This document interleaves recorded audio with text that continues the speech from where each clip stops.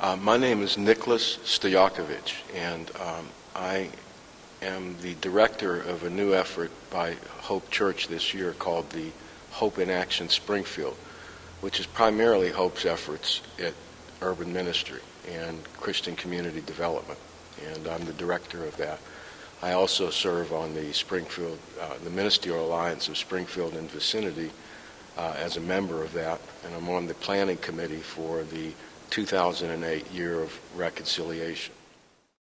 I mean, the committee itself has gone through, it's been a fabulous experience because it's forced us to really look carefully at what we mean by what we talk about reconciliation, and in particular Christian reconciliation.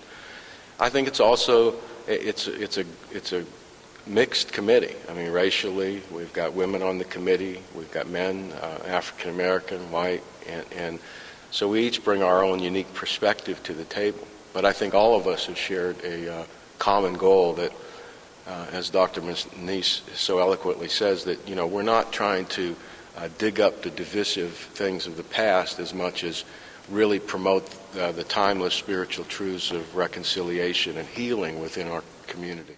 At this second assembly, I was asked to lead a corporate prayer, and my remarks and what I was hoping to achieve through the corporate prayer was to help us as Christians to recognize that before we can examine racism in society as a whole or discrimination as a whole, that maybe we ought to take a look at our own houses of worship. And I think that if we are honest in examining that history, both here in Springfield and nationally and internationally, we can see that the church is not always innocent and really falls short on many occasions from really that ideal of Christian reconciliation. And I think that, in the areas of race, in the areas of gender, sexism, authenticity, just the not really working to knock down walls and barriers that keep people separate. Arguably, it still could be said in America, Sunday is still one of the most segregated times. And that's always troubled me quite a bit as to why we're not more intentional to deal with tearing down walls that divide people. And I think when we get to heaven, we're not going to have the black church, and we're not going to have the white church. We're not going to have the Hispanic church and the Chinese church. We're going to have the Church of Jesus Christ, and people from all tribes, all nations, all nationalities will be together.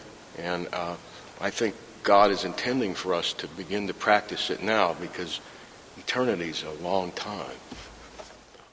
So I think that black churches and leaders within the church community certainly want to be involved in this idea of healing and reconciliation. But I'll give you an example, which I thought was interesting. In your first report, you reported about some of the remarks that were made by the pastor of Central Baptist Church in 1908 with regards to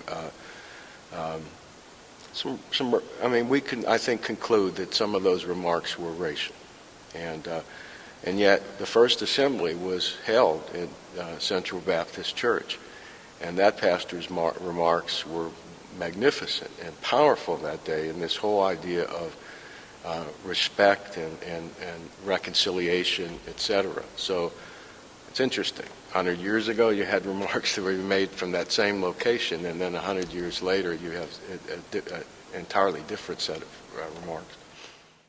We're not naive to believe that just calling people together to worship pray on a Saturday are going to solve all the existing problems of race relations or community relations within the city of Springfield. Churches and church folks are used to coming to conferences and seminars, etc. What we hope to do by really calling them solemn assemblies, avoiding some of the other things that go on non-typical worship services, were to provide catalyst events so that other things could be built upon them. As yet, we see through a mirror darkly right now. We're hopeful that more dialogue and discussion. Individual prayer groups will spring up as a result of that. Studies on reconciliation would occur.